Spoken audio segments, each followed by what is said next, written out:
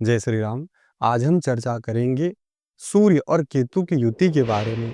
सूर्य जो है हमारी ज्योतिष शास्त्र में ग्रहों का राजा कहा जाता है और केतु आध्यात्म का ग्रह है। तो बड़े-बड़े राजनेता और बड़े-बड़े प्रसिद्ध लोगों की कुंडली में यह योग देखा जाता है।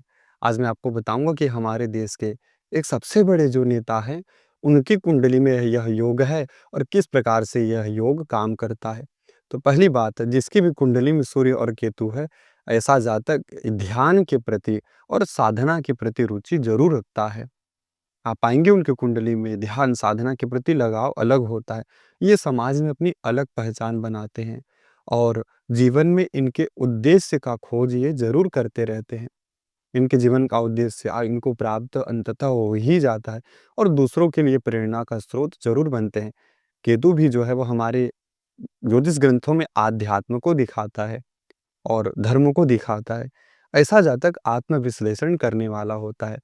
मतलब ऐसा जातक अपनी जो है आत्मा का ज़रूर ज़्यादा जो है विश्लेषण करते रहता है, अपने अंदर की जो है गहराइयों को ज़रूर समझता है।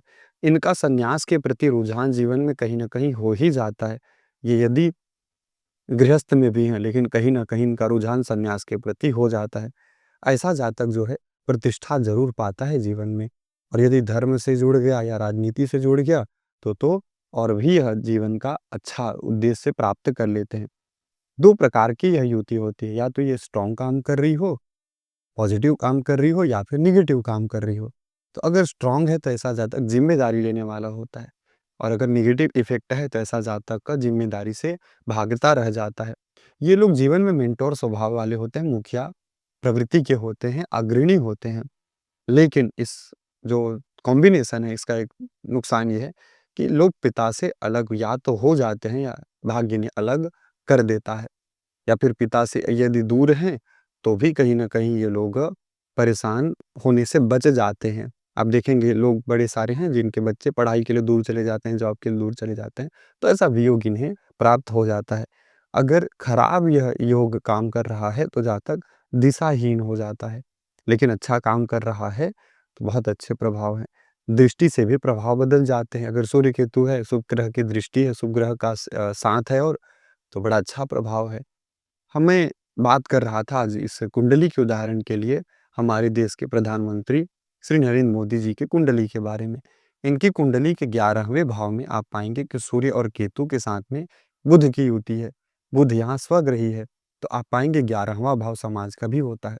तो इनकी कुंडली में यह जो योग है, इन्होंने इनको बहुत प्रसिद्धि दी, जीवन में बहुत धन, बहुत वैभव, यश कमाया, लोगों की सेवा में ये लगे हुए हैं। तो ये कुंडली के ग्रहों का प्रभाव होता है, जिसके कारण जातक प्रसिद्धि भी पाता है, धन भी पाता है, वैभव भी पाता है। और ये सूर्य केतु का इनकी कुंडली में देखा जाए तो बहुत ज़्यादा पॉजिटिव इफ़ेक्ट है, और इसी कारण इन्होंने इतना यश कमाया।